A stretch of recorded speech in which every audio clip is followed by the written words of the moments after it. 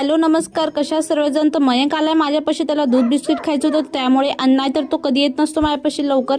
तर आता त्याला मी दूध बिस्किट देण्यासाठी दूध गरम करायला ठेवलेलं आहे. त्याचबरोबर आता किचनवरचे भांडे घासलेले होते ते सुद्धा मांडून घेत आहे. त्यानंतर मी लगेच जात आहे वरी टेरिसवर, आणि टेरिसवर तुम्हाला दाखवत आहे माझे झाडांची रोपं. तर हे झाडं, माझे जे झेड झाड आहे त्याला काय झाले, काय समजणं झालंय, त्याला कीडच लागती सारखं सारखं. त्यानंतर मी कपडे वगैरे काढून निघाले खाली, आणि मयंक बघा किती कपडे घेतो, जीवाच्या वरी कपडे घेतलेले. आणि बेडरूम मध्ये बघू शकता तुम्ही किती पसारा करून ठेवलेला आहे पोरं. आणि पोरांचं हेच काम असतं, आपण आवरत राहायचं आणि ते घाण करत राहतील. आणि हे माझं संध्याकाळचं रुटीन आहे, ते तुमच्यासोबत शेअर केलेलं आहे.